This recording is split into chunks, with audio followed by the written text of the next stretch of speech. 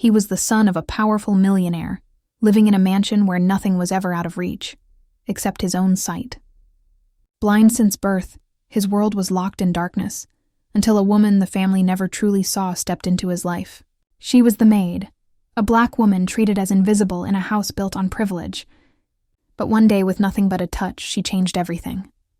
What happened next defied reason, shattered prejudice, and forced a family to confront a truth they had spent years denying.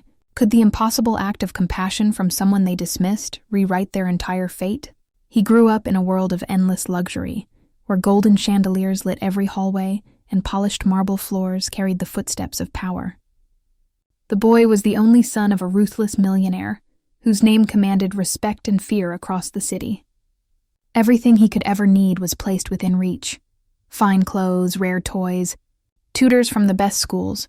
But there was one thing wealth could never buy: sight. From the day he was born, the boy's eyes saw nothing but darkness. Doctors were flown in from around the world, specialists whispered theories, and expensive treatments were tried. Yet every effort ended in failure. To his father, this blindness was a scar, an embarrassment that money couldn't erase. To the boy, it was simply his world. Silent footsteps he could never see, the smell of roses in the garden he could never admire, the soft brush of sunlight on his face he could only imagine. And in that mansion, among the endless servants and staff, was a woman who carried herself quietly, as if trying not to be noticed. She was the Maid, a black woman whose presence was tolerated but never truly respected. She scrubbed the marble floors others walked across, polished the silver no one thanked her for, and raised her head only when spoken to. In a house built on power and pride, she was invisible, yet she was the one who noticed what others overlooked. While the father barked orders and the wealthy guests whispered about business deals, she saw the boy stumble in silence, reaching for things he could never find. She noticed how often he sat by the window, tilting his face to catch warmth he could not see. She felt his isolation, the quiet ache of a child growing up surrounded by everything except love. It was not her place to care. Not in a household where every act of kindness from her could be mistaken for overstepping boundaries. But something in her heart, something deeper than rules or fear, pulled her toward the boy. She began to hum songs while she worked, soft melodies that seemed to calm him. She placed small objects in his hand to help him feel textures and shapes the world hid from him. While others rushed past, she slowed down, giving him the attention no one else offered. What no one realized was that in those quiet moments, something was already shifting. An invisible thread was weaving between a child of privilege and a woman society dismissed, a connection born not of wealth, but of compassion. And soon, that thread would be tested in ways no one could have imagined. Because within the walls of that mansion, something impossible was about to happen. Something that would not only change the boy's life, but force his powerful father and everyone around him to confront truths they had spent years ignoring. The boy's world of silence and darkness remained unchanged, but inside the mansion, tensions grew. His father, cold and impatient, began to see his blindness not only as a weakness, but as a burden. He pushed the boy to hide away during gatherings, ashamed to let wealthy partners see his imperfection. The more the father distanced himself, the more invisible the boy became in his own home. And yet, the maid never turned away. Day by day, she gave him what no one else offered: gentleness, guidance, and hope. She took his hand as he stumbled through the halls, teaching him to map the mansion by touch. She described the colors of the sky, the look of the garden in spring, and the way light fell across the walls. Slowly, she gave him a world beyond darkness, one built from care and imagination. But whispers began to rise among the other staff. They saw how the boy leaned on her, how his small world was shaped by her presence. To them it was unnatural. They murmured that she was getting too close, crossing invisible lines that had always kept her in her place. In their eyes, she was stepping out of the shadows where she was expected to remain. The father noticed too, and he did not like it. To him, she was nothing more than hired help, and worse, a black woman daring to influence his only son. The sight of his heir clinging to her hand filled him with fury. He demanded she keep her distance, warning her that she was only there to serve, not to raise his child. But in the quiet corners of the house, she refused to obey. She knew the boy's loneliness, and she could not abandon him to it. And then, one evening, everything changed. The boy had been restless, plagued by headaches and a strange pressure in his eyes. Doctors had failed. Medicine had done nothing. The maid, watching his pain, did something no one else dared. She took a cloth, dipped it into a bowl of warm herbal water, a simple remedy from her grandmother, and gently rubbed his closed eyelids. It was an act of compassion, nothing more. But when she pulled the cloth away, the boy gasped. For the first time in his life, a flicker of light pierced through the darkness. Shapes blurred before him, faint and fragile, but real. He screamed in shock, clutching her arm. She froze, hardly believing what she had witnessed. "Could it be possible?" the boy shouted for his father, desperate to share what he had seen. But when the truth reached the powerful man's ears, it did not bring joy. Instead, it sparked rage. He could not accept that the miracle his money failed to buy had come from the hands of a woman he considered beneath him. And in that moment, the mansion became a battlefield, not over wealth, not over power, but over truth, pride, and the courage to accept it. Because what had begun as a small spark of light was about to ignite something much bigger, something no one could control. The boy's trembling voice carried through the mansion as he cried out what he had seen. Light, color, shadows, his first glimpse of a world that had always been denied to him. His small hands clutched at the maid's arm, desperate and overflowing with wonder. It was a miracle, fragile and impossible, and it should have been the happiest moment of their lives. But instead of joy, the mansion shook with rage. His father stormed into the room, his footsteps echoing like thunder. The boy, still wide-eyed and breathless, reached toward him. "Father, I saw something. I saw light." But the words fell into the cold silence of a man whose pride outweighed his love. His gaze did not fall on his son. It landed squarely on the maid. To him, she was not the bearer of a miracle. She was a threat. A woman whose skin marked her as inferior, daring to achieve what his fortune could not. Her presence shattered the illusion of control he had built his entire life upon, and that was something he could never forgive. With a voice like steel, he accused her of lies, of trickery, of poisoning his son's mind with false hope. The boy begged him to listen, insisting he had seen, that the miracle was real. But the father's fury only deepened. He could not accept that salvation had come not from the ivory halls of medicine, but from the hands of someone he believed beneath him. The punishment was swift. He ordered the maid thrown out of the mansion. Guards dragged her away, her cries silenced by the crushing grip of men who saw her as nothing more than a servant daring to forget her place. The boy screamed, thrashing in desperation, reaching for the only person who had ever given him more than silence. His voice cracked with heartbreak, as the sound of the door slamming shut echoed like a final verdict. The house grew colder after that.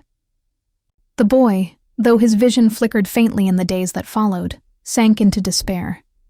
His father refused to acknowledge the miracle, declaring it madness. Doctors were summoned again, not to heal, but to prove the maid had been nothing more than a liar. Yet none of their explanations could erase the truth. The boy had seen, if only for a moment, because of her. Alone in the grand halls, he pressed his forehead to the window glass, hoping to catch the warmth she once described. He replayed her songs in his memory, desperate to hold on to the comfort she had given. But he was trapped, his voice ignored, his truth denied. For the first time, he realized the cruelty of the world was not in his blindness, but in the sighted hearts around him that refused to see. And somewhere beyond the mansion gates, the maid stood broken, but not defeated. She knew what had happened was real. She knew the boy had glimpsed light. And though she had been cast out, though every door of privilege had slammed against her, she carried something stronger than the father's wealth, faith that compassion could not be erased by hate. The boy's vision lingered in flashes, like fragile sparks in the dark. But each time he closed his eyes, he remembered the warmth of her hands, the strength in her voice, the truth she had given him when no one else believed. It was then he understood. His father could strip her from the house, but he could never strip her from his heart. And that truth, unspoken and undeniable, planted a seed of defiance. One day, the boy vowed, the world would know what she had done. One day he would no longer be silent.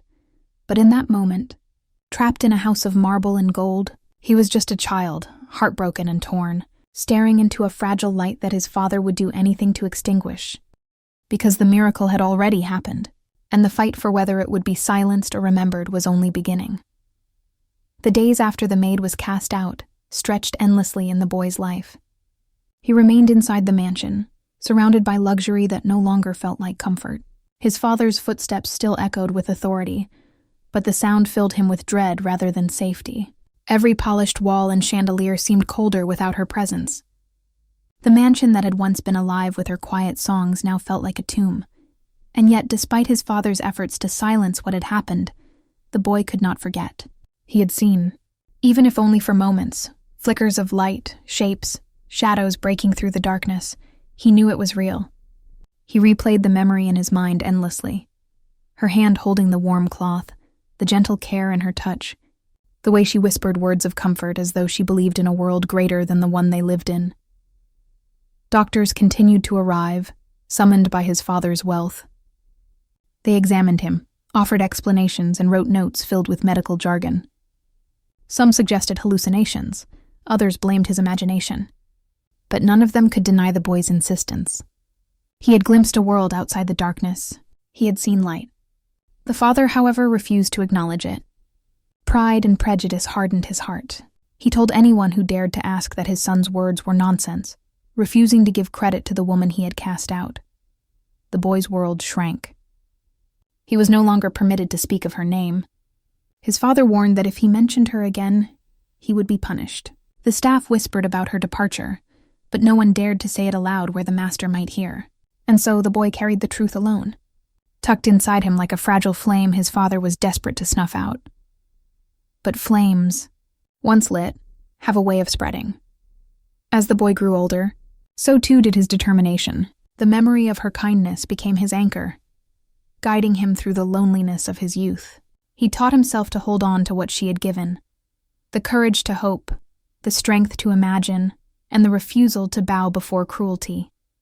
He studied relentlessly, not just the lessons brought by tutors, but the lessons life whispered in silence. He listened more than he spoke. He learned to judge people not by their titles or wealth, but by the way they treated others. And in every small act of compassion he encountered, he saw a piece of her. When he was old enough, he began searching for her. He asked the servants in hushed tones, followed rumors through the city, traced faint trails left behind by someone who had been erased from the story his father told. It took years, but eventually he found her. She was older now, her hair touched with silver, her hands roughened by years of labor. Life had not been kind to her, yet her eyes still carried the same quiet strength he remembered. When he stood before her, taller now, stronger, no longer the fragile boy clutching her hand, she recognized him instantly. Her face softened, and tears welled in her eyes. He fell to his knees, thanking her, not only for what she had given him that day, but for everything she had planted inside him since. She tried to dismiss her role, saying it was nothing more than a moment, a chance act of compassion. But he refused to let her diminish it. That moment had been the seed of his entire life. It had taught him to see even before his eyes opened fully. It had shown him that love, care, and humanity could defy walls of hate and prejudice. The reunion changed everything. He began to speak openly about her, not just in the quiet safety of their meetings, but in public. His father, furious at this defiance, tried to silence him again. But the boy, now a man, no longer feared him. He no longer bowed to his father's wealth or authority. He spoke of the truth his father had tried to bury, and though it brought scandal and whispers of shame to the family, he did not stop, because he understood now. Silence was its own form of blindness. And he refused to be blind any longer. The maid, once invisible, became the heart of his story. He told anyone who would listen about the miracle that money could not buy, about the woman the world dismissed who had given him his first glimpse of sight. And though many doubted him, though others sneered at the idea that such a gift could come from someone like her, he kept speaking. His voice carried further than his father's wealth ever could, because his words were filled with truth, and truth carries weight long after lies crumble. Over time, people began to listen. Not just to his story, but to what it revealed.